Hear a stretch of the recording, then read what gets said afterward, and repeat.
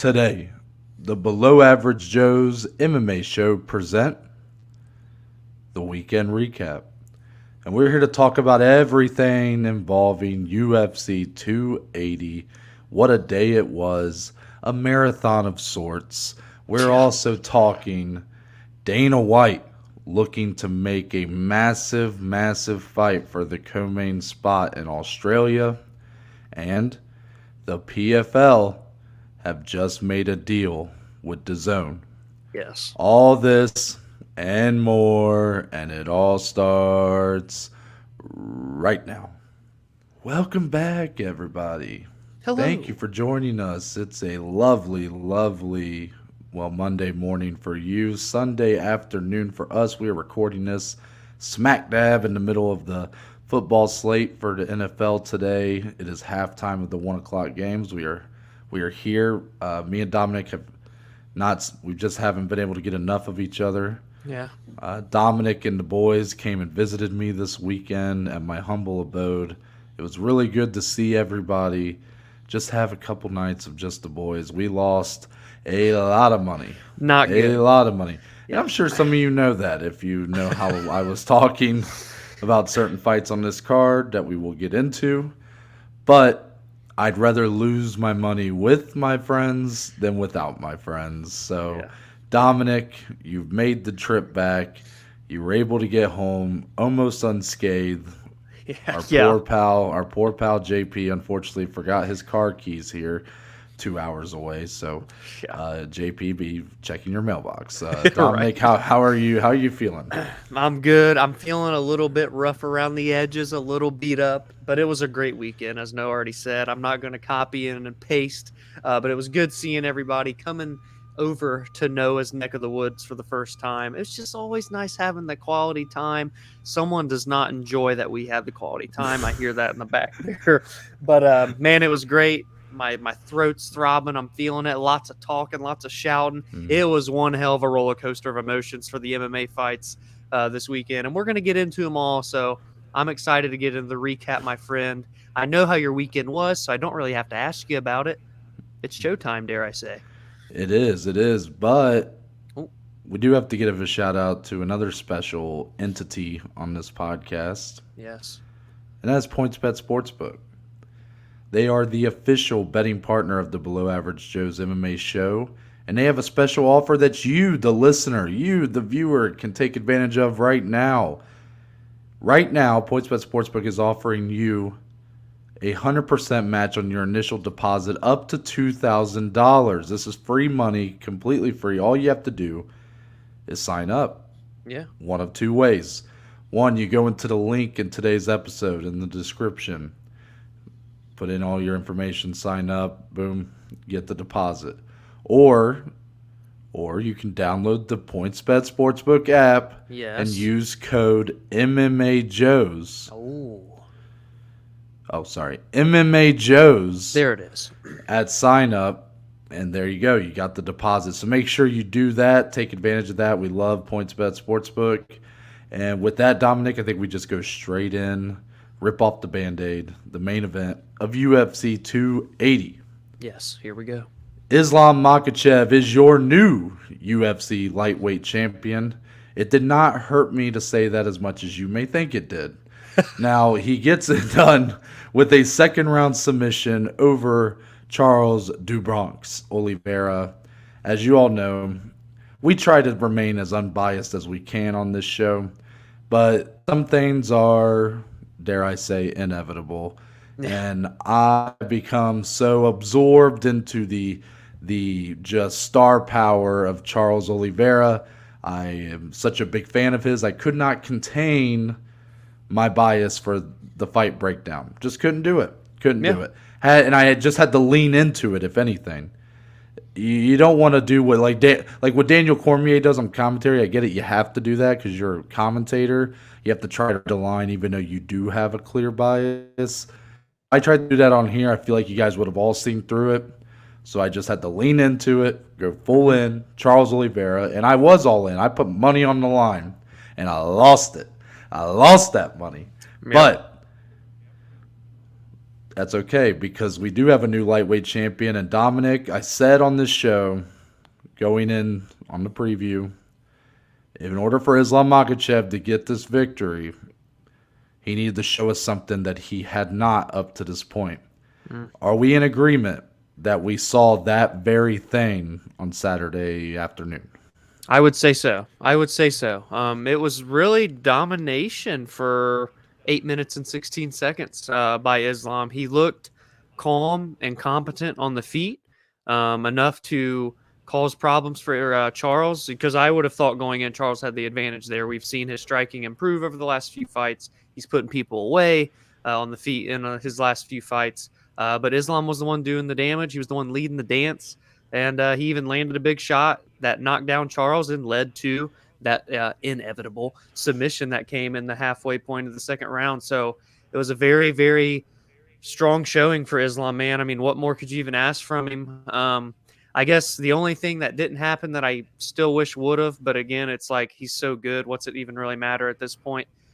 He didn't really have to face a storm. It was all him, man. So a credit to him for being able to do that to the former champion, to the number one man in this division, or the former number one man in this division now. So Islam is sitting atop the throne. He's accomplished father's plan. He is the protege of Khabib Nurmagomedov. He is the lightweight champion, man, and we can't take that away from him. If we're going to lose money, we want it to be to a guy like that, a guy that you can confidently say is the new best lightweight in the world. It was quite the performance. It really was. Yeah, I completely think we saw something we had not seen up to that point. It's clear his striking is much better than we anticipated. His striking, while he does not lean on it, he doesn't use it often, at least as a key to his offense. Here, when he did, he got the better of the exchanges. And really what it came down to, Dom, the biggest difference between these two guys, I'm not even going to get into like the stylistic differences, but really the simple big difference in this fight was Islam is defensively extraordinary. Yeah. Charles puts himself in danger. That's what he's done. That's what he got this reputation of being a guy who gets his ass kicked and then comes back, which I don't think is quite the picture that is reality. But I see the point. You know, he gets beat up, he comes back. But that's because he's willing to put himself into those dangerous, risky positions in order, higher the risk, higher the reward, you know, and that's how he's really carved out this legacy for himself. But Islam was just so defensively sound here. I mean, Charles really just couldn't get anything going. And then once he started to try to implement that pressure, Islam very opportunistic with his level changes. Once they were in the clinch, very good about getting the trips, getting the fight to the ground and holding position. I mean, there's really nothing you can say about this performance that was anything other than exceptional. Yeah. And I see what you're saying. We say that a lot about different fighters, how we want to see them face the storm a little bit, have to, you know, like what Charles has done. Like, you want to see from someone like Islam, who's been mostly dominant. Yes, he does have a knockout loss from back in the day, but in terms of this run he's been on since then, it's now 11 straight wins for him. You want to see him get tested, get actually like drop around or something, see how he responds, get rocked, something. But Dominic, I don't even need to see that at this point to buy into him, because once you reach the pinnacle of the sport, once you reach the champion, I'm just going to assume that that's just not going to happen, at least for a while. Yep. We're just not going to see him in a compromised spot. He just might be that much better than everybody that he's going to fight. We'll see. Time will tell. He does have a very big fight, it looks like, in his first title defense. But in terms of what we saw here, A+ across the board. I mean, there's really just nothing I can say that is anything other than this was an exceptional performance. He showed some layers that I had not anticipated or has seen, and it was a huge jump for him. He was obviously ready for the moment. He's got a great team behind him, a great corner. These people are taking over the sport over in Dagestan. and Islam Makhachev might be here to stay. Yeah, yeah. I mean that's the phrase right there. Here to stay. We have no reason not to believe that. And now he's the champion, man. And like you already said, that first title defense is going to be mighty interesting. And I just want to say before we transition that that run from Charles was quite historic. It was quite special to see what he did in such a really short amount of time in terms of like that whole championship era, being in these fight of the nights, being in these main events, really just making the most of the opportunity. That's what you want to see these fighters do. He did that. He falls short here, but he's still in the prime of his career. You never know. We may just see a rematch down the line. But for right now, all the glory is to Islam. There's no excuses. In the future, Noah, I mean, you can't really have a bigger first title defense than what Mr. Islam Makhachev is about to have. Yeah, it seems all but certain we will be super fight next between Islam Makhachev and the featherweight champion and number one pound for pound fighter in the world, Alexander Volkanovski, as the main event over in Australia come the first quarter of 2023. Now, Dominic, this is kind of our chance to really address this. We didn't do so on Thursday just because we kind of wanted to see who was actually going to be the champion going into that. And, Charles had made had some big plans for himself, and if that were going to be the scenario. But now that we know Islam's the champion, Volk looks like he's going to get that title. My question for you is, do you think that this is the right fight to make? Now, we had other fights here in the lightweight division. I guess, is this the fight that you think should be made? And if not, who's really getting skipped over the most here? At this point, there is no other man getting skipped over more than Mr. Beneil Dariush himself, who was on this card, who extended his own win streak to, I believe, 8 now. So while it is unfortunate, while I hate saying it, Alexander Volkanovski is the number one fighter in the world, number one pound for pound fighter in the world. He's the champion at 145. He's the man that showed up as the backup, made the weight when he did not have to do it. He put himself in that spot for a reason. Now he's going to get rewarded for those sacrifices that he did. Getting to host that title fight in his homeland of Australia is massive, by the way, and massive for Islam to go over there to that, into that atmosphere. So I love everything about it. I think it's a phenomenal super fight with fantastic storylines, and I'm here for it, man. I really am. The rest of this division have kind of already had their shot, right? I mean, you got Dustin, you got Chandler, you got Gaethje. All three of those guys fell by the wayside of Charles Oliveira, who's now going to flip-flop to that number one. Well, really, he's going to stay at number one because Islam goes to the champ. But you get my point. There's no one else that got really skipped over except Beneil, but it was already, I believe, a long shot for him to get a title fight, even with the win over Matoski Amrat, regardless of if Alex was in the picture or not, which I hate to say again, but I believe that's the case. So, yeah, I'm fine with this, man. And Beneil, and we're going to talk about him, of course, later, but I do truly stand strong that one more and he's in. And if not, even if he waits, like the win streak is unmatched right now. So I'm not even going to hate it if he waits, but I think he'll probably fight one more time. I do feel like, I don't know, but I feel like if you go back and look at what we said after Beneil's last fight, I'm pretty sure we also said one more and he would get a title fight. So it's likely. I feel like we just I feel like the next time he comes in here, we're going to be like, well, one more and he gets a title fight. It's like, when are we finally just going to give the guy his shot? So, Alexander Volkanovski, number one pound for pound fighter. The man beat Max Holloway 3 times. He destroyed the Korean Zombie. The dude has looked impeccable. He destroyed Brian Ortega.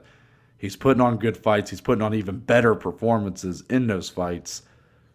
I'm not one of those people that thinks that a champion moving up or down has to have a fight in that division before they get a title fight. If you proved you're the best fighter of your weight class, and a guy like Volkanovski doesn't have a clear number one contender, I'm fine with him moving up and going straight for the title. I mean, it's a reality of the sport.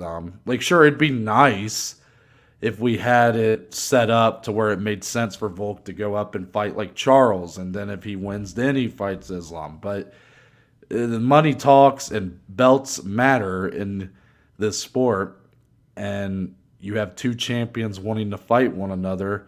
it makes a lot of sense. And I do think it's a very interesting style fight.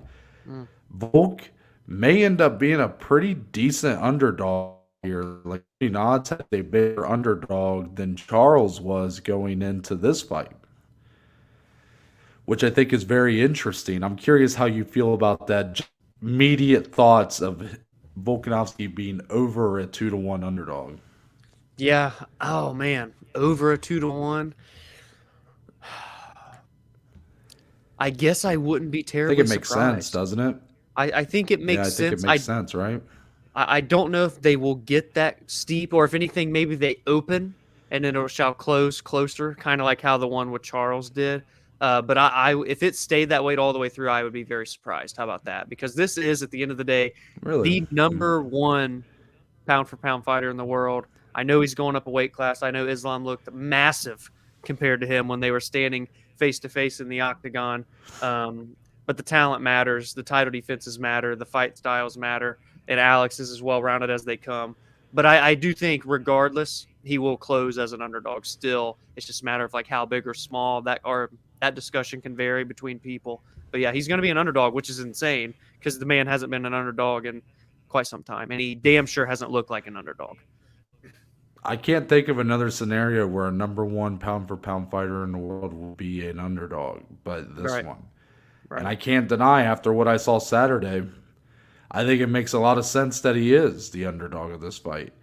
And I think being that much of an underdog probably makes sense too. Like, to me, it's as great as Volkanovski is, we cannot deny the fact that he's not some huge featherweight that's going to be moving up here. I mean, after what we saw with, like, this is not the same thing, but Lasagna went up to light heavyweight.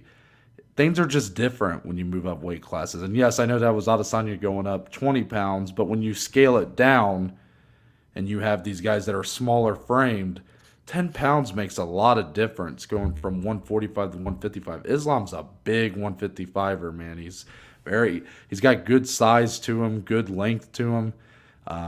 Volkanovski's he's so good, though, I don't know if it'll matter.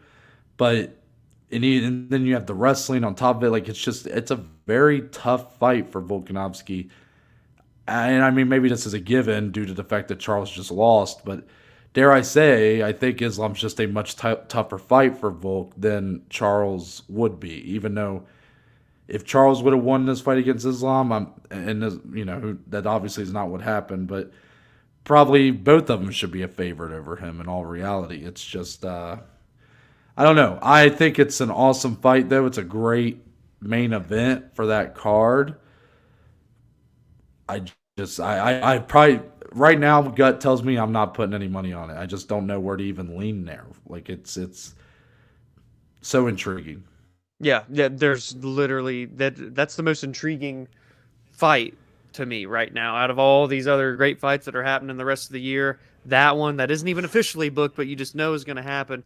It's just so sick. It's a special fight because we're having potentially the future of this division, a future all-time great, going up in his very first title defense and already being against the number one pound-for-pound fighter in the world, another champion. I mean, you just don't see scenarios like this happen, and that's what makes it so special. And not to mention just the talent that both guys have. It's going to be sick. It's going to be a spectacle, too. At least I sure hope so.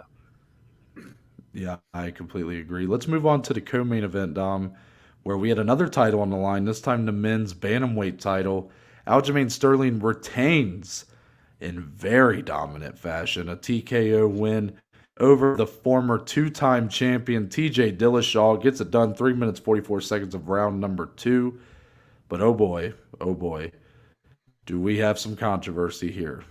TJ Dillashaw's shoulder dislocated, right? That's the terminology. Popped out of place, dislocated. Yeah. Pretty much within the first 15, 20 seconds of the fight. Aljamain got him down, dominated the whole first round. TJ obviously have a very compromised left arm at that point. Goes back to his corner, gets it back in place. Savage shit right there. Goes back out. It pops out of place again. Aljamain dominates, he ground pounds him to a TKO finish. TJ discloses in his post-fight interview in the cage that he had actually told the ref in the back, Mark Goddard, I believe was the referee, told him that this was an issue he had been dealing with throughout camp and to let fight you basically if it happened. Now, Dana made it clear in the post-fight presser that he did not disclose this to the commission and that he should have, since, and a lot of people have been kind of throwing their input in here. A lot of people saying he should have told the commission because he didn't have a realistic chance of winning this fight. If that was such an issue for him in camp where it's popping out like 20 times, like he should know it's going to happen here in this title fight and that he should have basically removed himself.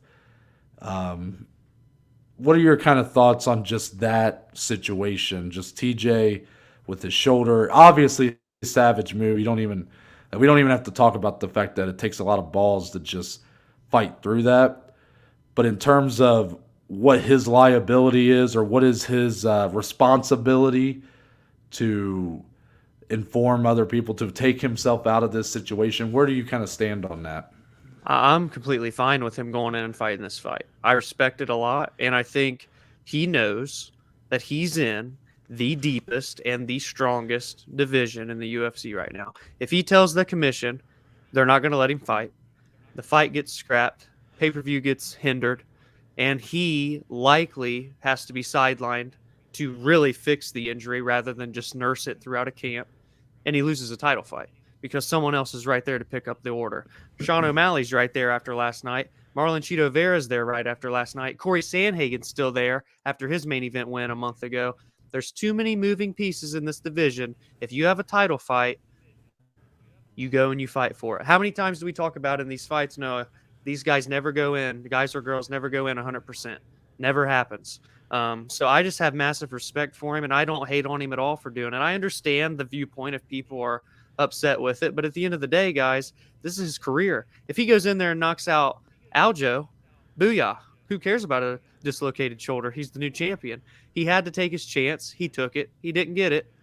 Oh, well, what are you going to do? Back to the drawing board now. But at least he got that chance, because if he tells the commission, he never gets it. And we don't know when, if ever, that he fights for a title again. So I have no issue with it, to be truthful. I completely agree with you about TJ's responsibility or whatever about this. He's the fighter. If he thinks he's obviously going to think he can fight through this and win this fight. That's how fighters are made. That's how they're bred. That's their mindset. Yeah. They're what's the word? Like they're very just headstrong. That's part. There's an ego to it. I mean, that's part of being in this position, that you believe you're one of the best in the world, even if you're not. TJ is, but obviously wanted to fight through this, and I do give him full respect for doing so. But I do question the people around him here, because Dominic, I know your point about no fighter comes in 100%, but we're talking about a dislocated shoulder. This isn't like I don't know what kind of injury. I mean, we have seen some pretty gnarly injuries people have apparently been dealing with. Darren Till, I believe, had a torn ACL in the fight with Derek Brunson. There's some crazy shit these guys go through. But this is some dink or bruise or some cut that they got or whatever. I mean, a dislocated shoulder is a massive, massive problem. It completely enables you from even being able to use that part of your body for a fight. And then when you're talking about a shoulder, I mean, it completely compromises you.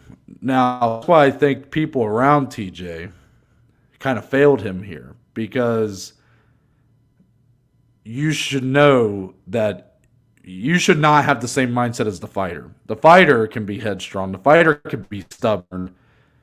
You have to be able to take yourself out of the situation and go, okay, he does not have a chance at winning this fight, because we know, based on the amount of times this happened in camp, this is going to happen in the fight. And the moment it does, he's basically done for. And that's what happened. So basically what happened here is Aljamain Sterling put on a fucking show against TJ and destroyed him. And now who knows how far back this has set TJ from just getting another chance in the future. In the same breath, again, on TJ's perspective, he's 36 years old. He just had his comeback fight was over a year ago. Main event spot, Corey Sandhagen. He blew his knee out in the first round. Yeah. Fought through it, won a very close decision, had to take about a year to recover from that injury, is put in a title fight, and now he has another massive injury in his training camp. So you have to understand from his perspective, he's thinking, this is going to be another long recovery, major setback. So I'm of the belief, and I know some of our friends disagreed with us because we talked about this just a couple hours ago. Yeah. If TJ pulls out of this fight, I do not believe that he just immediately gets a title fight when he's ready. Like, no, I agree. Like, a lot of people didn't think he should have got this title fight in the first place. Now, we can have our debates about that, but like you said, this is such a loaded division with plenty of people in position to fight for a title. I don't see, like, especially if every other fight on this card was still the same. Let's say they just removed the Aljo Sterling fight or Aljo Dillashaw fight. You think they're going to wait for TJ for, I don't know, 6, 8, 9, 10, 11, 12 months, whatever, while Sean O'Malley just had that win and now he's primed to be the next? It's not happening. You think they're going to wait when you have a guy like Chito Vera who's really building a very solid fan base and reputation for himself? He's getting called out by the champion in the cage.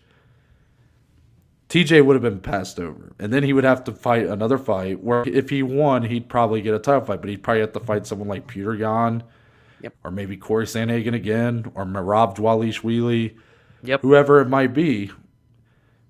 And he probably recognizes he's almost 37 years old. He's on borrowed time at this point because, like I had been mentioning multiple times to you guys, not viewers, my friends, going in, if TJ won, he would have been setting the record for a new champion their age under 170 pounds. The oldest fighter to ever become an new champion under 170 pounds was Davison Figueiredo at 34 years old. This would have been the record by like years. It's not very realistic, right? So I think people around TJ failed him here, but I also completely understand why TJ moved forward and wanted to do this, and I fault him none whatsoever. Yeah, couldn't have said it better. Now I guess the other question here, and I hate to talk like this, but part of this title I put this bitten isn't just for TJ. It's kind of for Aljo too, because yes, this was dominant by all means, but there's still like an asterisk on it almost, right? Right. I guess where do you stand on that? Like, do you feel like, yes, okay, he's the clear champion, but it seems like every fight from the first Yan fight, it feels like he's yet to just get like a win that feels like no controversy attached, no strings attached at all. Is he still in need of that win to really prove himself in your eyes? For me, no. I think the second fight with Petr Yan answered questions that I didn't even know that I had. And I know that TJ was hurt. I get it. His shoulder was fucked. But Aljo dominated this fight. Like, would it have been much different if TJ had a completely 100% shoulder? I mean, guys, Aljo, by the way, the size difference, I was mind blown. When they were in the cage with one another, Aljo looked like a featherweight and TJ looked like a flyweight. I mean, it was insane, the size difference. The strength was noticeable. I'm not saying Aljo would have necessarily got TJ out of there that quickly, and finished him. But guys, I had an inkling, and I ended up putting it on the line on the bet slip that we'll talk about later, that this fight was going to be stopped inside the distance regardless. So I still think that Aljo could have finished TJ, and vice versa, of course, had I, if he hadn't been hurt. But I don't think it would have went terribly much different. I think Aljo was the better man last night. I do. And I think he would have won that fight, hindsight, after seeing what I saw. So I don't need to have him prove anything else to me. He is the champion. He now has 2 title defenses. Really, it feels like, if anything, it just feels like this was his first title defense, because the second fight with Yan felt like he won the belt, even though it was his defense, because of the illegal knee. So, I mean, you're the champ, man. You're racking up defenses. Let's see what you can do next. He was calling out everybody. He's a little bit cringy on the mic, but do what you got to do, right? And one of the guys, speaking of cringe, that wants that opportunity is Henry Cejudo. They've been talking. They've been beefing. Henry's always beefing with somebody on the internet. Obviously he's not going to fight his teammate in Marab. But, Sean O'Malley, damn, he probably earned a title fight last night, so that's a guy there now. I mean, he has options, Noah. It's just a matter of what the UFC wants to do, what he wants to do. But, yeah, he's the champion to me. He's proven it. How long can he stay at the top? That's the question for me. I don't disagree on the, I don't really think there's anything he needs to prove. I mean, he's simply taking the task in front of him. There was some controversy with that second Yan fight that you may be forgetting. Like, I think a lot of people scored that fight for Yan because of the whole debate about, damage versus control. Aljo having so much control but not actually having a ton of damage in a couple of these rounds where he was probably scored the rounds due to the amount of time on top. But that's neither here nor there. I do think it's very presumptuous. I'm coming at you a little bit here. I think it's a little presumptuous of you to say that that fight would have gone virtually no different if TJ had a decent shoulder, because we don't know. You might be right. The fight may have gone no different at all, but there's no way to predict that or assume that. You can't prove that that fight wouldn't have gone differently either, because it happened in like the first 5 seconds of the fight. Mm-hmm. Now, the size difference, for sure. The wrestling, it was clear that just Aljo that was his game plan. But to me, I think there's a lot of unanswered questions about how this chip would go. Not to the point where I'm saying that TJ should get an immediate rematch. He made his choice. He showed up with knowing got his ass kicked. But if this fight were to be run back in the future somehow, I don't think that it may go this way, but I don't think that there can be any assumptions made on how this fight would go a second time. This is basically an asterisk fight, in my opinion. Yeah, I definitely see the argument. I mean, of course, you could call it an asterisk fight. It is an asterisk fight at the end of the day because of the injury. But, I mean, you asked, has he proven himself? And to me, he has. I don't think it's something that, like, this fight being an asterisk fight hinders his legacy as a champion. Because at the end of the day, he dominated a former 2-time champion, and there's nothing he can do about it. TJ got hurt. Oh, well, Sterling took advantage. He went for the win, and he just has to keep carrying on. If TJ gets back in there one day and he is at full strength, we'll see what really happens. I don't know. Was it even going differently than I thought? I guess it was, because on Thursday I was thinking, Noah, I like your point about the grappling, but I just can't imagine a world where Sterling gets him to the ground, and he got him to the ground with ease. So maybe even with a fully healed shoulder, Sterling still does the same thing. And maybe he just doesn't finish the fight. Maybe he just backpacks him like he did some of those rounds with Yan. But I think he's just in his all right now. I think he's in his prime. The all-time record for win streak at Bantamweight at 8, never knew that was a thing until yesterday. That absolutely bamboozled my brain. So, yeah, on to the next. That's what it is for me. I don't want – it may come off like I'm minimizing his victory, which I guess in a way I am because I'm calling it an asterisk fight. But I do want to make it clear that Aljo did what he had to do here and dominated the fight. So, like, to me, as far as he's concerned, like, for his position, I'm not questioning his championship reign. I'm not questioning anything about his ability. It's simply, to me, I don't think it can be declared, not that you're necessarily calling it a fact, but I don't think it can be even assumed that this fight would go anywhere close to the same, because that shoulder injury really just had a massive effect on him. Again, that's the choice he made. He knew that. It's not like he didn't have that injury, then he showed up, and then it happened. I mean, he knew what he was getting himself into. And again, I think we both just kind of agree on the fact that Aljo's the champion. I understand if people don't necessarily like the guy, but it's all funny how it kind of stems from something that really wasn't his fault to begin with, and then I think he's just kind of running with it now. Yeah. So I have no issue with him, and I'm excited to see kind of where he goes next. I'd love to see Cheeto Vera get that title fight if, for some reason, the Sean O'Malley fight is not the way we go, and I guess that kind of transitions, Dom, into our third headline here, because we can just go ahead and go into Sean O'Malley did get the win on Saturday via split decision over Petr Yan. Wow.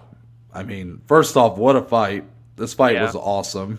Yeah. Petr Yan always comes and puts on a show, and, you know, Suge Sean is the whole fucking show, basically, when he's on a card. So this fight delivered in more ways than I ever would have thought it was capable of. Yes. And Sean O'Malley proved he belonged. I think I'm trying to hit the points that I think everybody who listens, watches can, and that's that it was an awesome fight. Sean O'Malley proved he's one of the best in the division.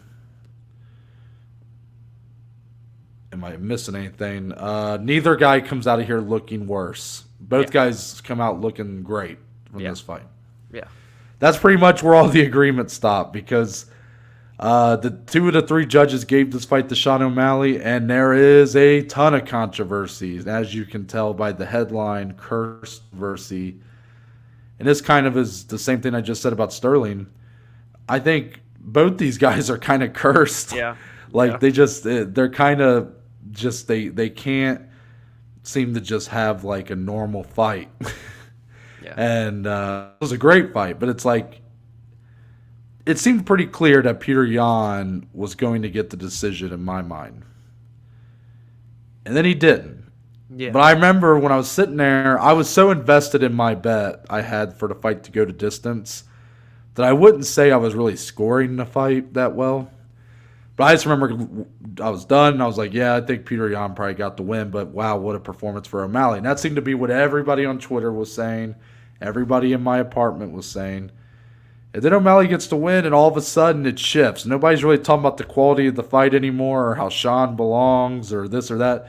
All of a sudden, Dom, the cries of robbery were ringing loud through the streets. Yeah. There were people yelling robbery from east to west, from north to south, every which way. And the media scorecards that they always release, not a single person scoring it for Sean O'Malley. Even 5 or 6 scorecards having 30-27 Yan.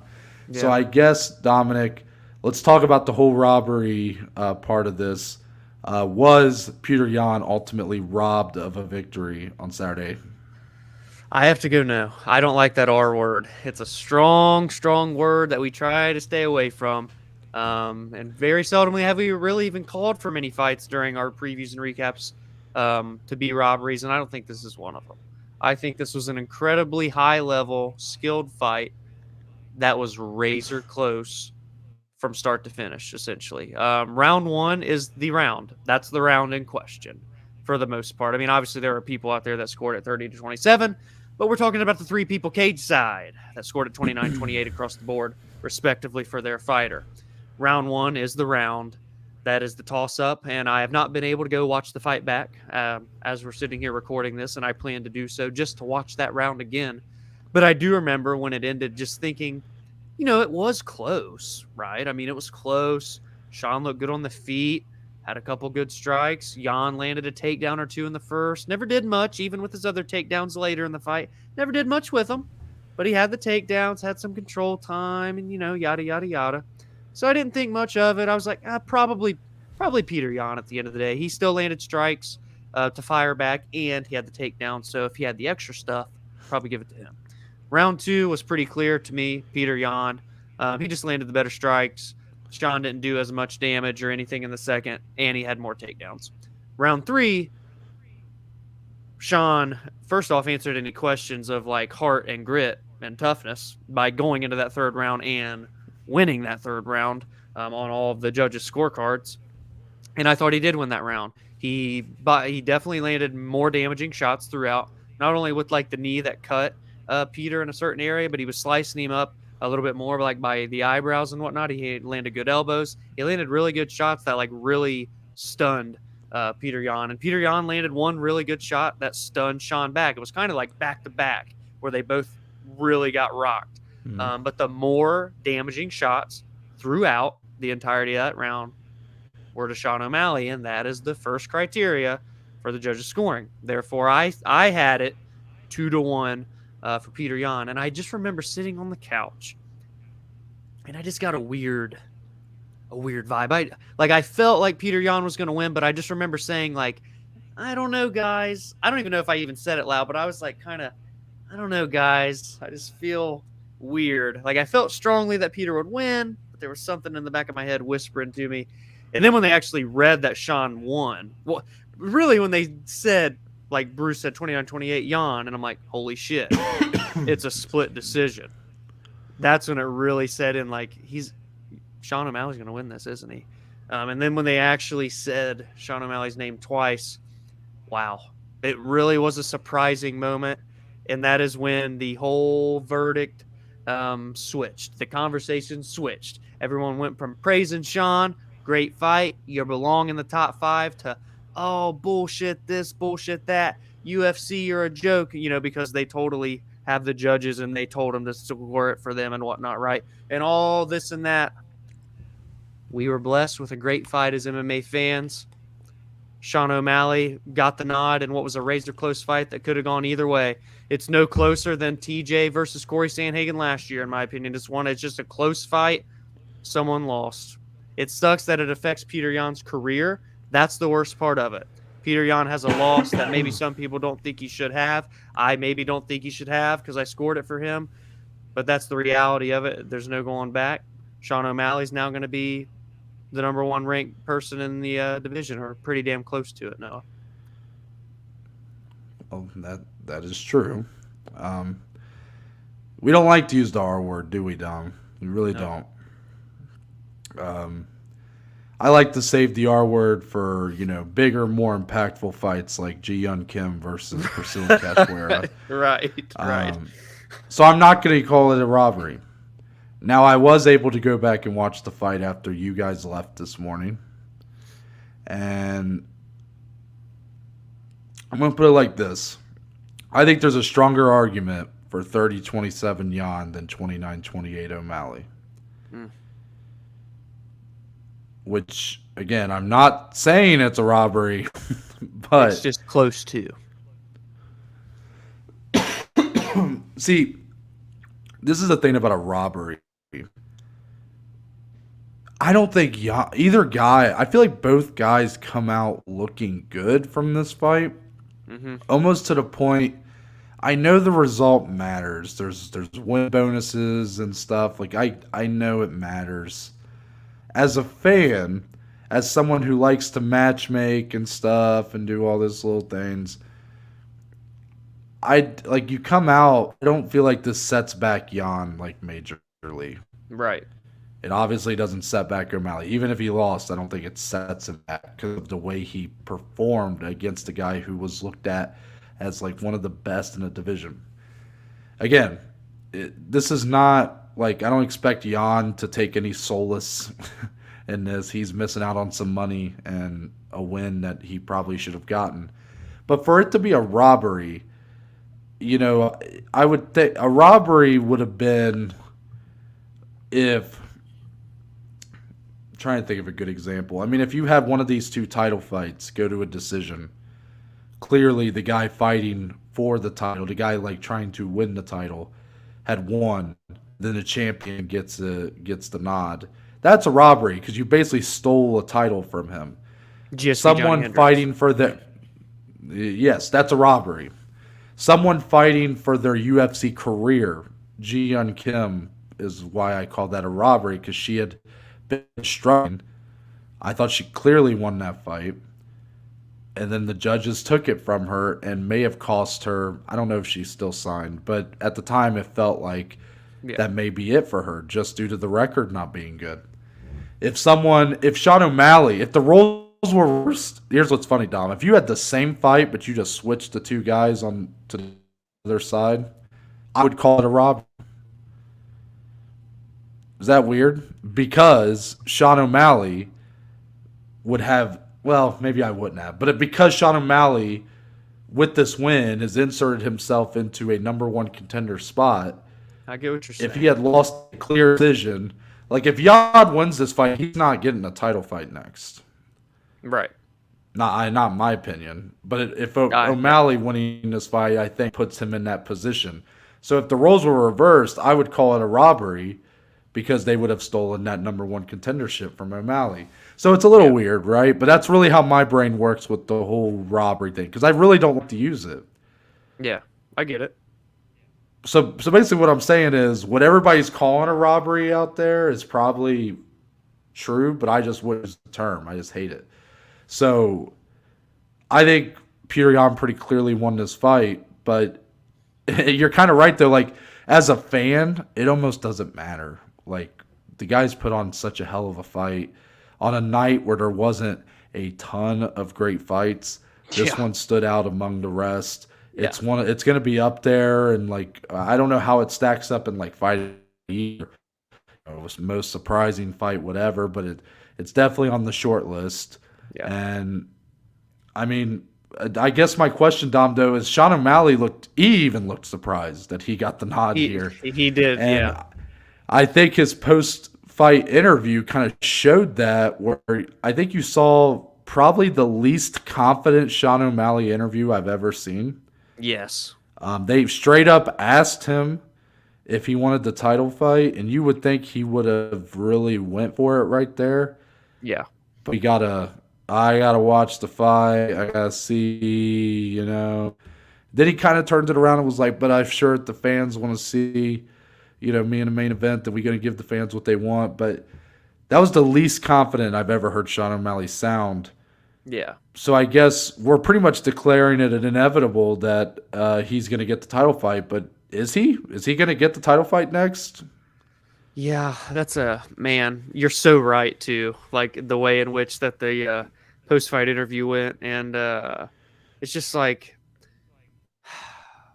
I know that Triple C's out there, and he's tweeting and this and that at Dana White and everything, making sure the boss man sees it. Aljo talked about him in the post-fight interview, and he is it back in USADA. But it just doesn't seem like he left the UFC on good terms. Is he really going to just come right back on in and get a title fight, win a new golden boy, and Sean O'Malley has that chance as well and could get that opportunity? And Noah, here's a question, because I'm clearly ignoring to answer your question. So I'm going to hit you back with the question instead. What does better? If you're headlining a pay-per-view, does the return of Triple C against Aljo do better than Aljo versus the Sugar Show Sean O'Malley? I'm genuinely. What's that? Is this a real question? This is a real question, yes. Okay. I think the O'Malley fight does like way better than the Cejudo fight. I think that's clear. O'Malley is just a much bigger star. Yeah. Because you're talking. Well, I guess I'm not making fun of you. I guess I'm getting clarity. Are you asking about like pay-per-view buys? Like what your question is like asking about? Yeah, height, pay-per-view buys, probably all goes towards O'Malley. Yeah, then right? it's all O'Malley for sure. I'm actually surprised. That's like the second time you brought up Cejudo, and I know he's the one that's like keeps bringing it up. Like I think Marlon Vera has a better chance of getting a title fight than Cejudo does. He probably realistically does. It probably does go O'Malley, Vera, and Triple C at the end of the day. I understand why you're bringing him up because like they keep asking Dana about him. He keeps tweeting. You know, I love Triple C. Like I think he's such an underrated talent. But I think what kind of would be interesting if we were to kind of shuffle these guys around and put them in a little matchmaking here. If O'Malley really is kind of like, oh, I don't know if I should really be doing it. Like, it seems like O'Malley gets a title fight if he wants it. I just don't know if he wants it. Like, I mean, obviously you don't want to put too much thought into the immediate aftermath of the fight. I mean, he's going to have time to really think about this. But tell me how this sounds. What if you do Sterling versus Vera for the title? Okay, cool. And then how about you do Sean O'Malley versus Henry Cejudo? That'd be, I mean, no complaints from me, right? There's a story to that. That's a great challenge for Cejudo to come back to. A lot of interesting questions there. How Cejudo's going to lay off. Cejudo left as the champion. Can he really come back in and take on the guy who just proved he's one of the best in the division? Yeah. And I'd be very interested.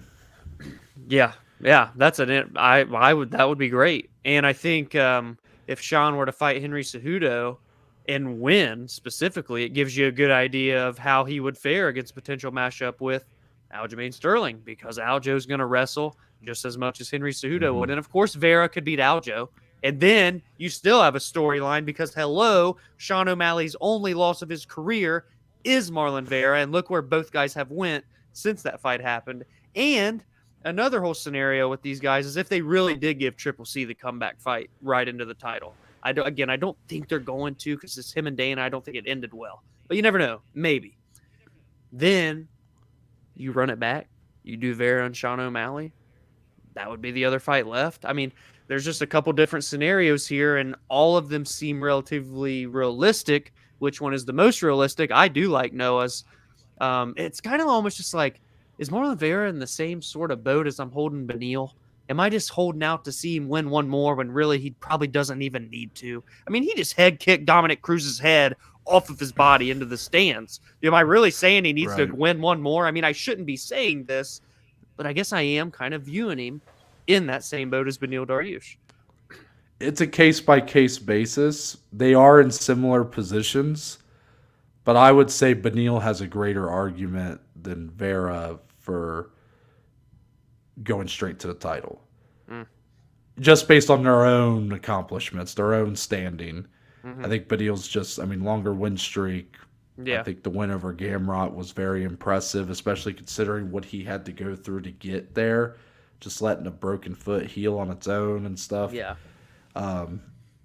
Vera, obviously I want to see Marlon Vera fight for a title. I'll put my bias out there. I want to see it. I do. But I right now would expect that he'll need one more to get it, whether that's against Cejudo or Merab or Sandhagen or whoever. I mean, there's a lot of great fights that can be made here. Yeah. But it's all just about who's going to be. I think a lot of it's going to be timing. You know how Dana loves to talk about, timing's everything and stuff. And that's life. But I think more than ever, it's going to be about who's ready to go when they're ready to put Aljo's title on the line next. We know Aljo has seemingly wanted to be a little less active than some guys. We probably won't see him again till April, May, June, around that time. And if that's the case, who knows what's going to happen by then? The UFC might be ready to do Sandhagen versus Vera in like a big main event, or Cejudo may be already coming back and they want to do him and O'Malley, or whatever it could be.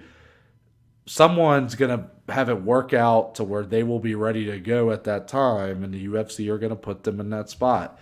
I think there's almost a 0% chance Cejudo is the guy getting that title fight. I think it's nearly zero. Yeah.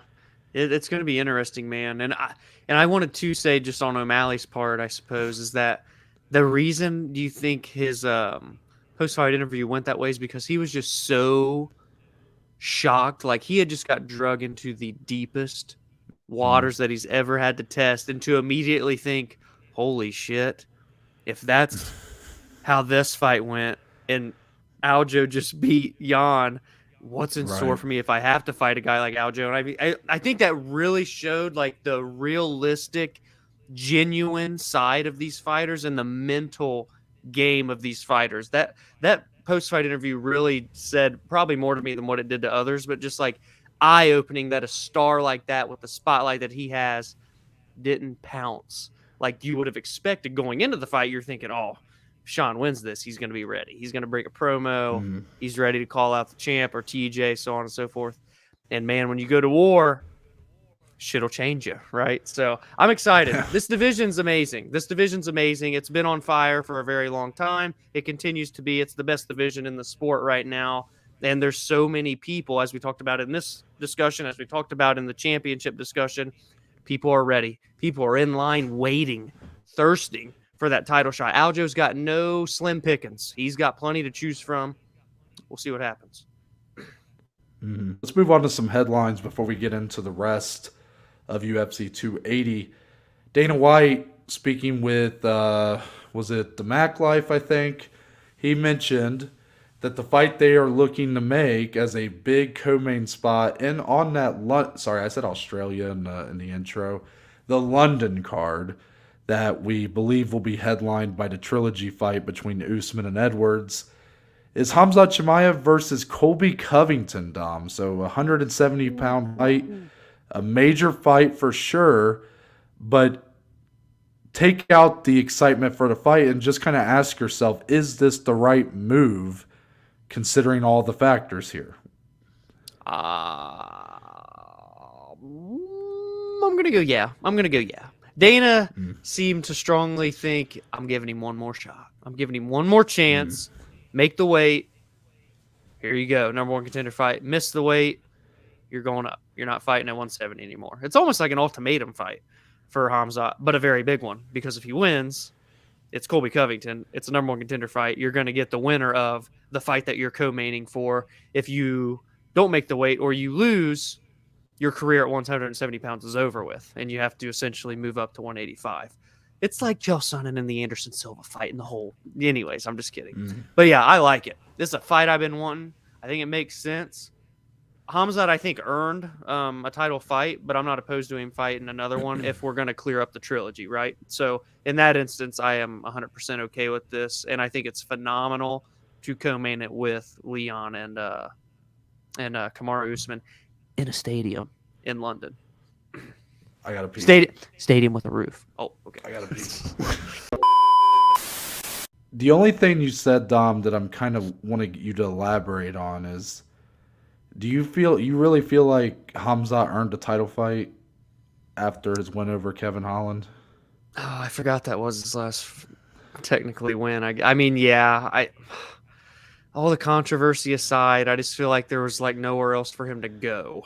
You know what I mean? Then like, what's title. The next step, right? Yeah, but I mean, I've been clamoring for him and Colby for a long time. So if that's the consolation, then I'm absolutely not going to complain about it. And plus, you are in a way not punishing him because you are giving him a number one contender fight, but you're saying to him, you better make the fucking weight, or you're not going to get this title fight at 170. So like, yeah, I mean, that's kind of where I stand. You know, all weight misses are sort of created equal because they all have the same impact, it seems like, most of the time. Yeah. But 8 pounds, yeah. I don't get me wrong, this is going to be an awesome fight, awesome lead up. I'm excited if it gets made. But man, I think the UFC may regret this. I really do. I hope not, because I want to believe, because I still believe in Khamzat and his ability, and he's always made 170 pounds fine before, but it's not even just the weight. It's, this dude's about it. He's about that life. Just Saturday at 280, he had 2 different altercations. Yeah. One where like people were, if you noticed, all the guys in white were like looking away from the cage. That's because him. Yeah. Then after the main event, he gets into it with the Bubakar Nurmagomedov. Why the hell are you getting into it with a Bubakar? They were throwing punches with that one. Oh, really? I didn't see. Yeah. I didn't know that. Why are you getting into it with him? That dude ain't nowhere near the top 5. Like, what's the point? It tells me he's just really about it. Yeah, that's true. But you're gonna have this lead up with Colby Covington. I mean, I feel like there's a lot of messes that could be made here. Asking for trouble. Yeah. And that if it all comes together, if both guys make weight, if nothing too, nothing too crazy happens, and they end up actually fighting each other, it'll pay off. But at this point there's a lot of ifs there for me. Like some of that should be given that it should be a given. They'll make weight a given that there won't be anything too crazy that happens.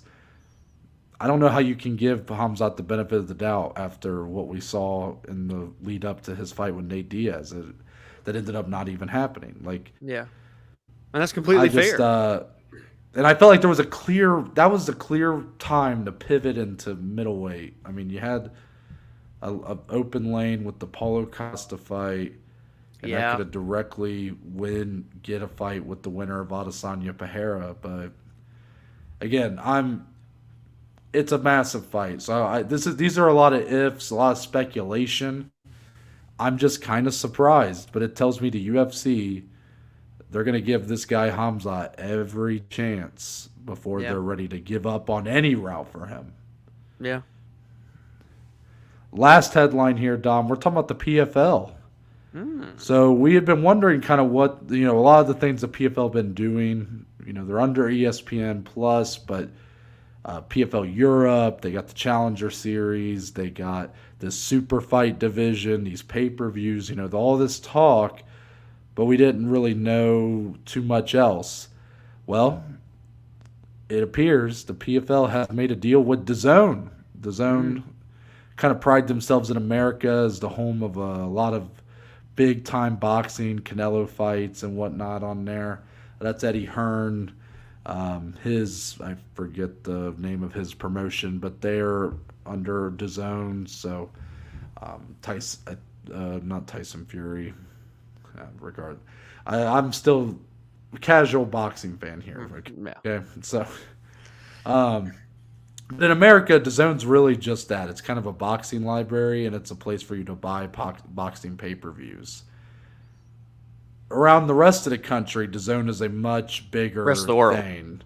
Rest of the world. Thank you. Globally, it is much bigger. Like I think they even have like in certain countries, that's where you can watch the NFL is like through DAZN and stuff like that. Like, I mean, they really do have a very lucrative deal globally, but in America, it's kind of limited. But with this deal for the PFL, this is where PFL Europe is going to be airing. And according to the little promo video I saw, it looks like this is where the Super Fights division is going to be kind of featured on. So how does this news kind of hit your ears? Like, I know we don't know too many details, but just, do you think this is a good thing for the PFL, or how are you feeling about it? Yeah, if this DAZN is big globally and you think it can expand your footprint quicker than I don't really know what their distribution looks like across the world, because obviously we're here in the States, so we just know, we ESPN Plus, turn on ESPN, whatever the case. But if this is going to help them reach new regions, new markets, expand their brand, I'm all for it, right? I mean, we love the PFL. We think they're number 2 right now in terms of MMA promotions. They go back and forth with us. They do things that are questionable. They do things that are scary. Not scary for us, but like scary for them to branch out and try to do. But this one seems to check boxes, right? I mean, selfishly here in the States, we don't really have to worry too much. We kind of just have our ESPN Plus thing. We know what's going to happen here. But for, we have international audience and whatnot. Hopefully, if you haven't gotten to watch as much PFL in the past, that will change for you starting in 2023, and how you get to see these super fights, how you get to see the PFL Europe new division and tournaments and whatnot. So, I don't see how it can't be beneficial if you're just simply solely using it to expand your footprint rather than what Bellator had done in the past, where they went exclusively there for everything, if I'm not mistaken, right? Like for the US, we couldn't see it unless you had DAZN, and that didn't pan out well for them. So I don't know if I really have anything to add. I guess part of me is disappointed only because this is another streaming service that I will need to get if I want to watch PFL Europe. But I mean, we shall see. Will I do it? That's why I'm trying to contemplate if I'm going to commit to it or not. I think we'll let Dom decide that. So we will move on into the fight announcements portion of the show.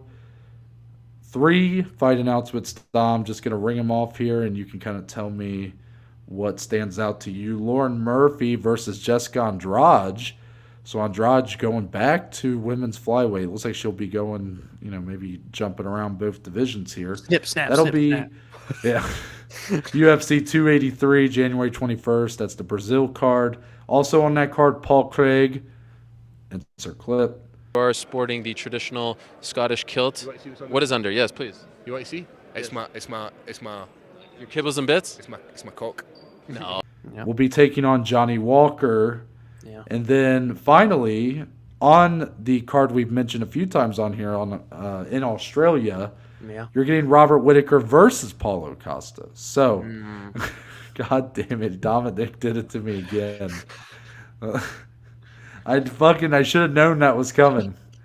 I look down on my sheet and I see him typing in, put in the cock. And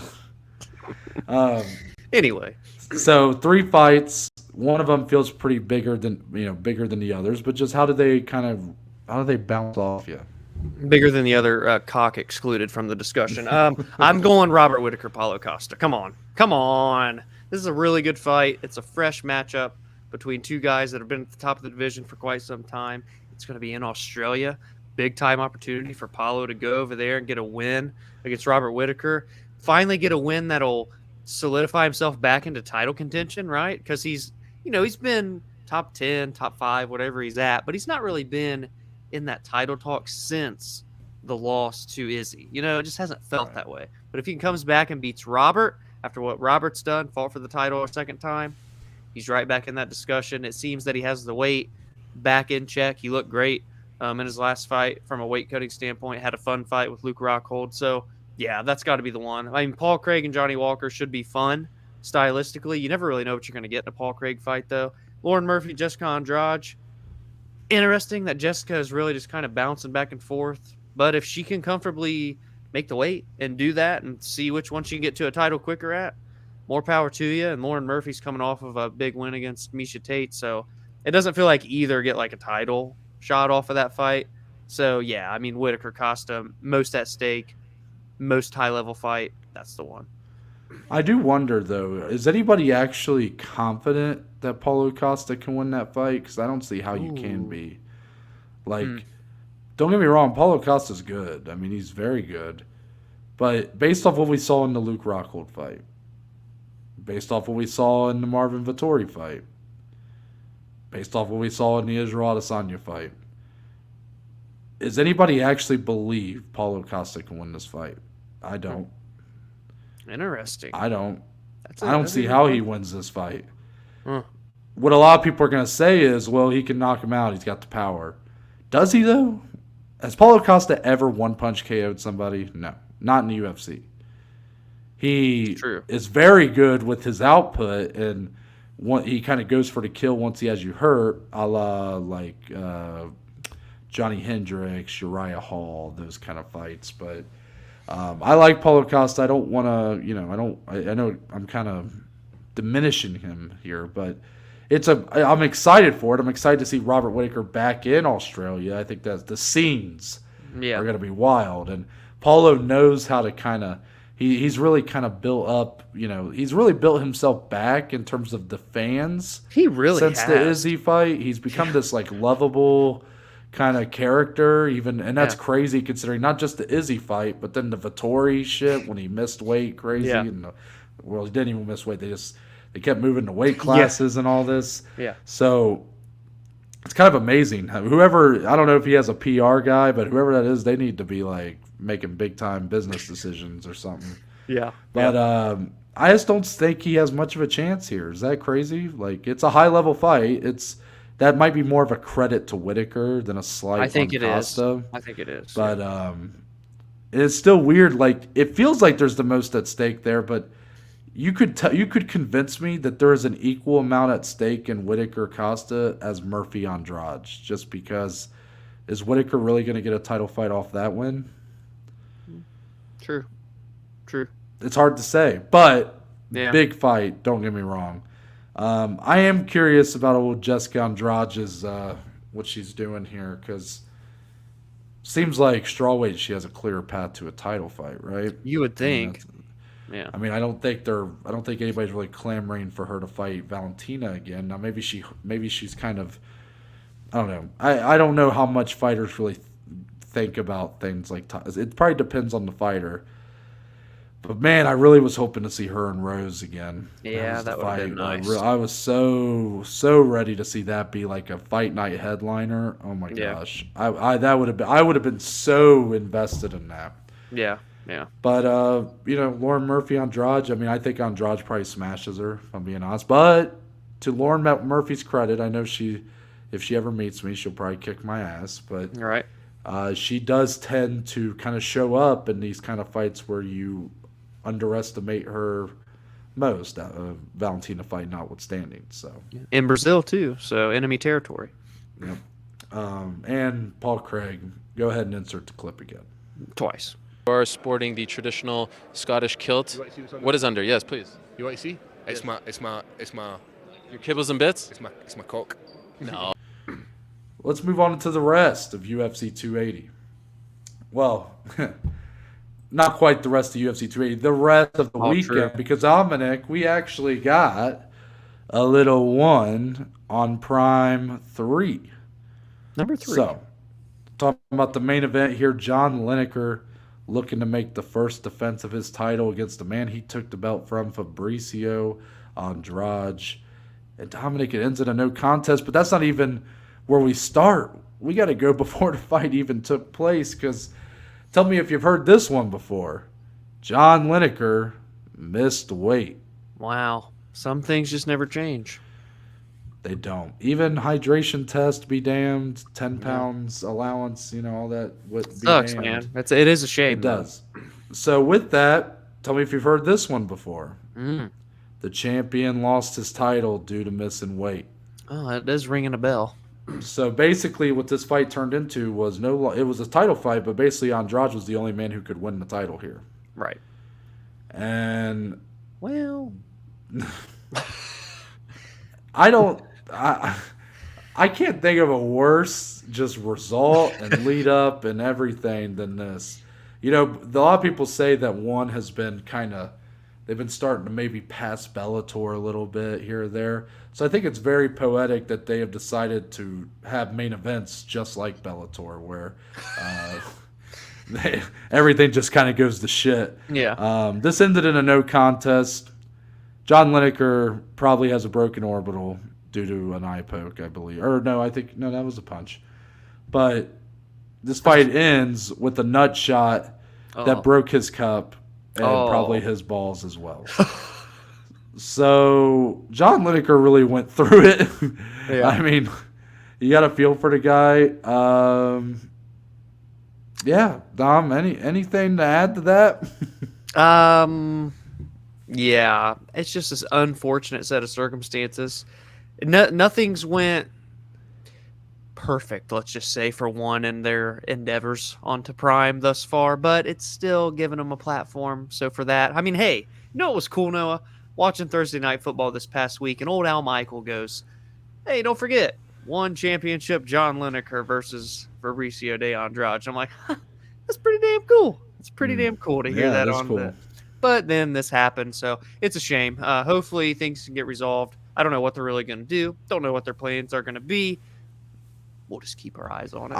I think this is the first dud of the Prime Video era for one, because I think they had really nailed it with the first two cards. I mean, Demetrius getting his big win on the first one. That was the first one. The women's title fight on the second one was a great fight.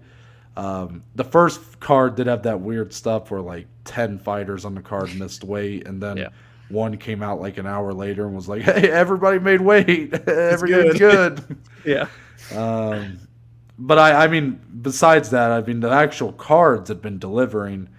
Here, though, this is a very, very disappointing way for this to go. I mean, I guess there's a lot left to be answered about this. I assume we'll see this run back. And now there's no champion now, so Yeah. the champion has a name, right? I don't know if we can really say that. The champion has a name. It's John Lineker. I don't know if that one really rings a bell quite as much. But Dominic, I guess we'll move on to UFC 280. That is your one breakdown of the weekend. So for all you one fans, you're welcome. There we go. Top tier stuff there. Beneil Dariush, the aforementioned Beneil Dariush, gets a big unanimous decision win over Matos Gamrot. This was a pretty fun fight, Dom. It was good. We were very concerned for Beneil coming in here. We really were. Yeah. Didn't love the vibes. Just didn't feel like a lot of momentum was riding on him. It felt like he was kind of between a rock and a hard place. The man had broke his foot when he was post the main event with Islam. That could have been a huge opportunity for him if he had won that fight. Clearly, he would have been the one fighting for the title if that fight had happened and he had won. Yeah. But instead, right before the fight is supposed to take place, he breaks his foot in training, decides to let it heal on its own. Gamrot is a fucking beast. Even if we think he lost against Tsarukyan, that fight was so high level that things just didn't look great for Beneil here. And honestly, he worked Gamrot. I mean, he looked great. The takedown defense really is what won him this fight.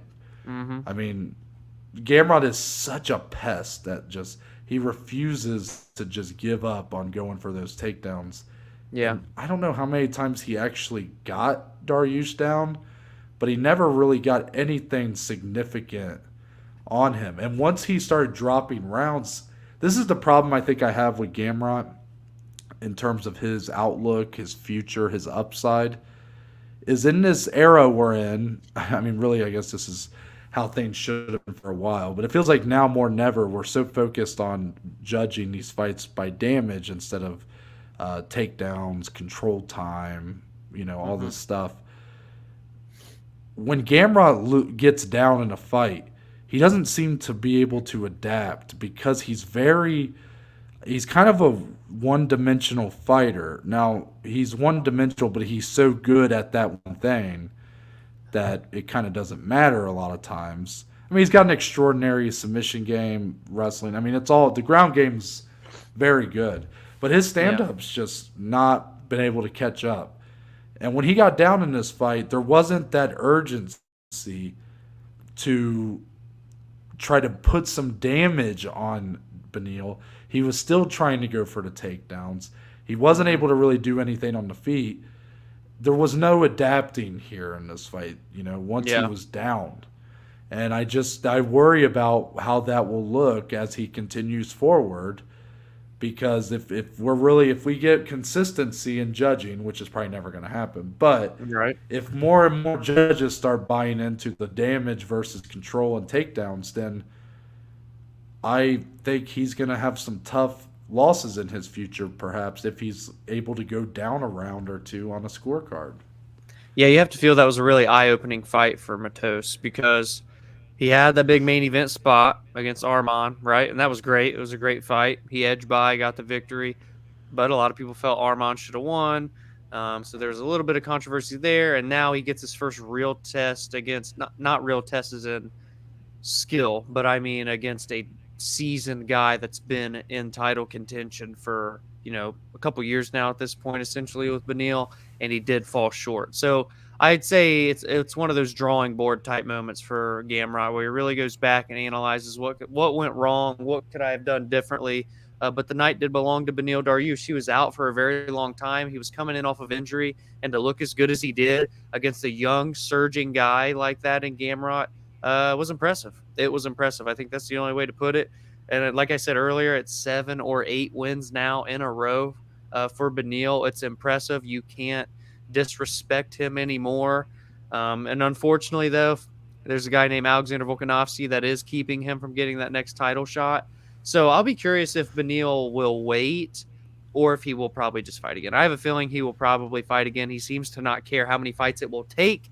He just said, just keep giving me people. I'll fight until I get that title shot. So it's not the best mindset to have, but it's also a sick mindset to have, where he's like, fuck it, I'll just fight anybody. Mm-hmm. So we'll see what the UFC does. They're obviously way more concerned and worried about getting that super fight put together. But Mr. Beneil, well, I was going to say seems closer than ever, but I'm going to hold off on actually committing to that term. So Next up here, Bilal Muhammad had one of the bigger performances of the night, one of the more exciting fights of the night. I mean, what universe are we in here? As he gets the TKO in his fight. I guess similar question, maybe. It was over Sean Brady, by the way. Sorry, Sean Brady's first loss of his career, a guy that's been so highly touted, and Bilal got it done on the feet. Very good stuff. I mean, how close is Bilal to getting a title fight?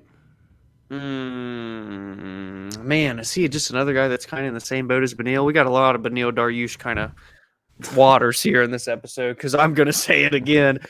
One more question mark? I mean, there's other. Well, he feels like there. one that's clearly he's clearly like one away. I think, but I'll tell you though, the performance, he needed a performance like that. He really did, to get a finish.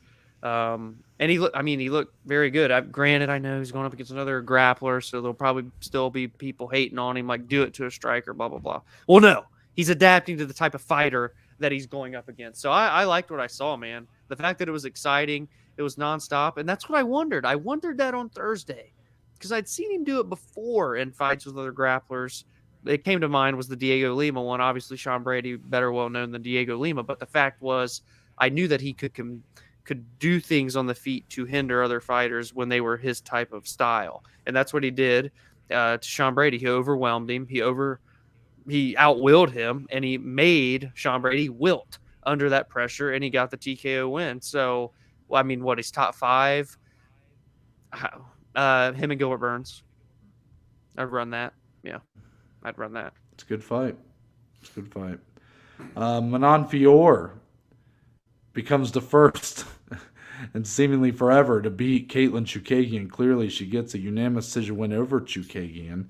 But Dominic, this puts Fior in literally 1 or 2 from the top here against in this women's flyweight division.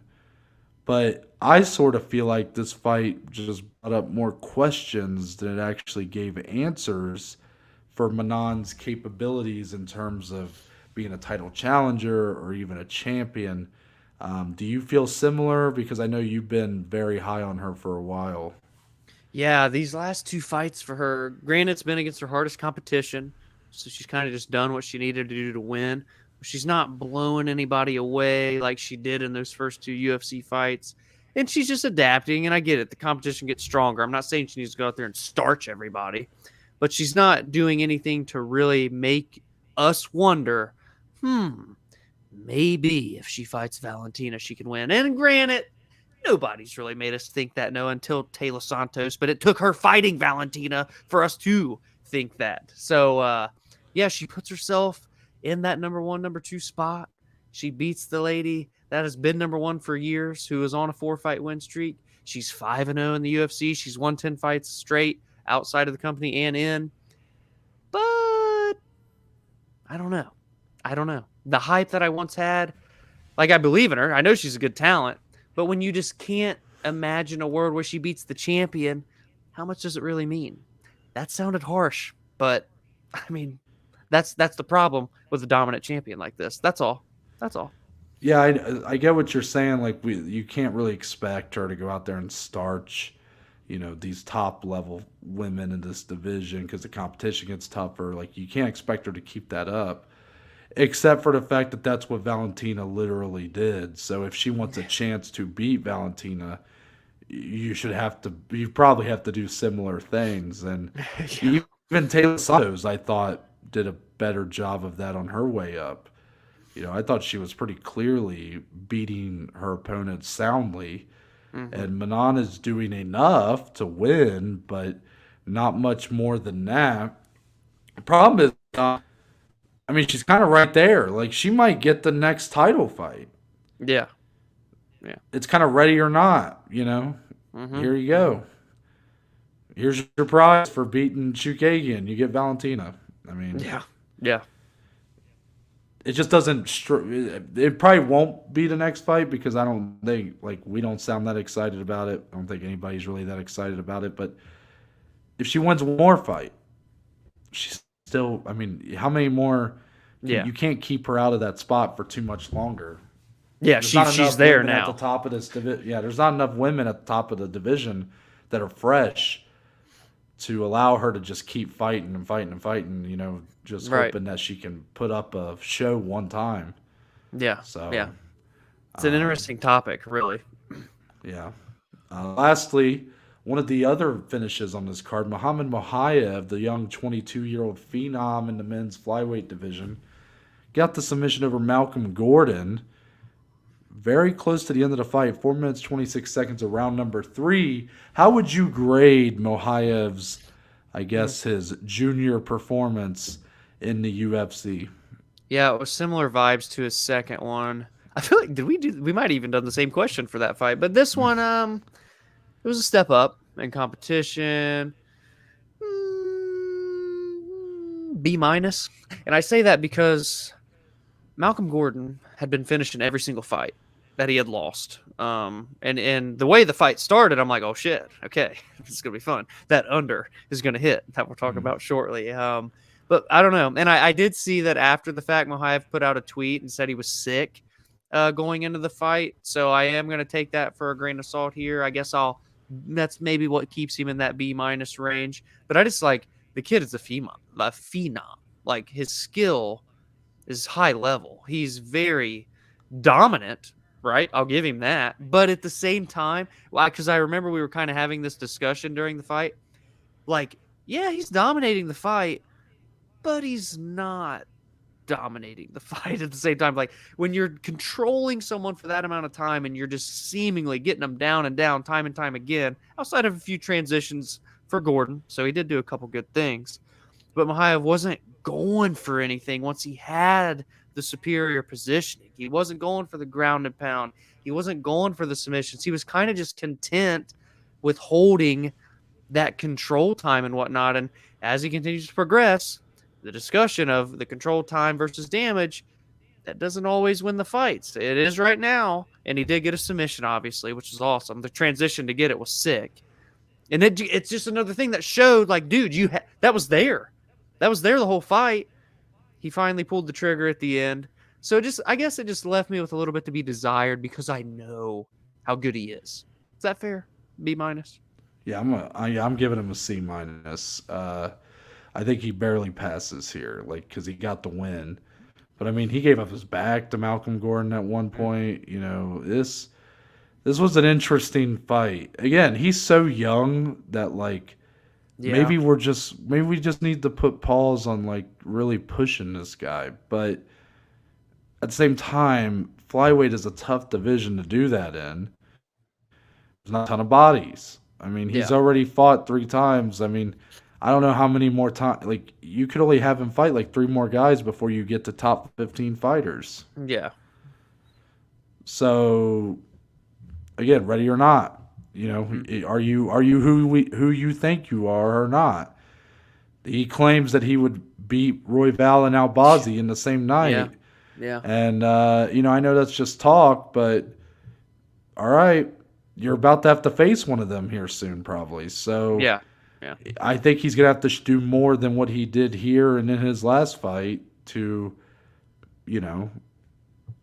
win those fights, if I'm being honest. No, I like that. I agree. Let's move on to the below average bet slip, Dominic. Uh-oh. Yeah, we went to war on Saturday. I'll tell you though, no, all things considered, I it is what it is, right? Yeah, you could tell by the way that Dom is talking which one of us actually came out kind of okay from this. Because Okay, true. Yeah, true. Dominic did not come out too scathed here. Um, yeah, there's a lot of red on here. Now, Dominic, as you can tell, Charles Oliveira losing is basically, I mean, that pretty much sent us into a free fall. I think Yeah.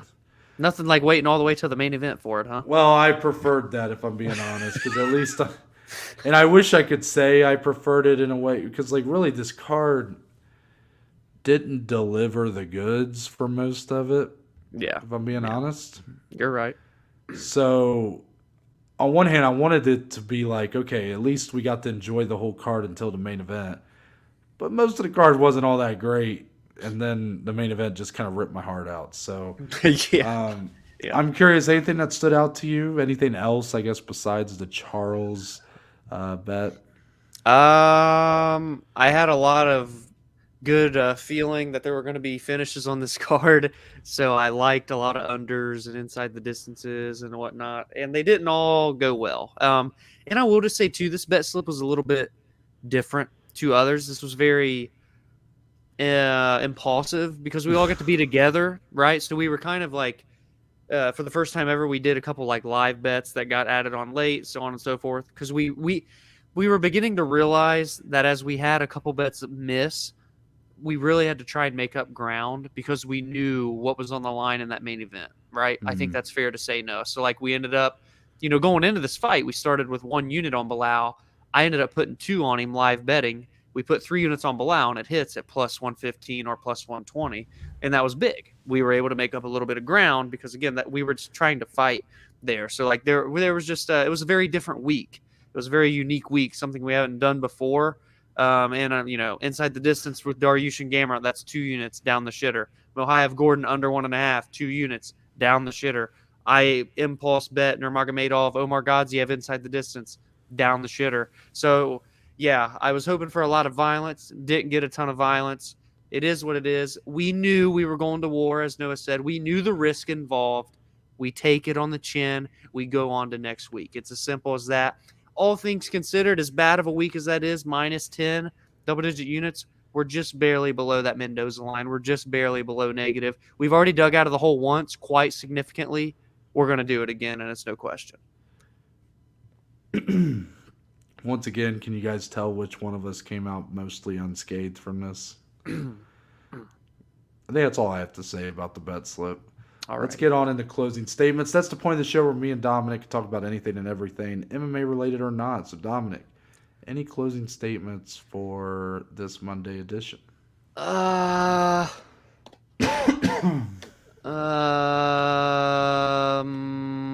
trying to think of anything that may have happened this weekend that could cause some questions. Yeah, so gambling's not fun. And I played slot machines for the first time in my life this weekend, and I've never burned through money quicker. So I will likely not be heading to any slot machines anytime soon. And yeah, it was just a really humbling weekend, Noah. It was that. That's what it was. Okay. Yeah. Nice. For me, I just had something, and then I lost it. Hate to see that. I've sort of debuted my new project I've been working on. Yes. So again, you can follow me on Twitter, on Instagram, on TikTok at TWIS_betting.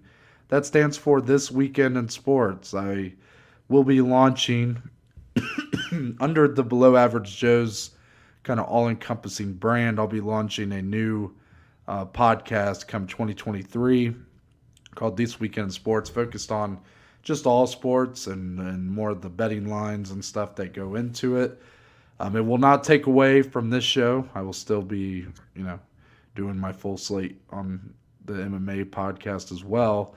But since I'm taking time to kind of get it ready come next year, I decided to start by putting stuff out on Instagram and putting clips of that on Twitter and TikTok to kind of get ready and kind of get used to the editing and the style and kind of getting comfortable with what I want to do. So make sure to just follow me there. Check me out. Let me know if you like it, if you don't. And yeah, so just having a little bit of fun, you know. There you go. A lot of fun things coming. Yep. So I'm Noah Baker. That's Dominic Slee. We are but just two of the below average Joes, and we'll see you guys on Thursday.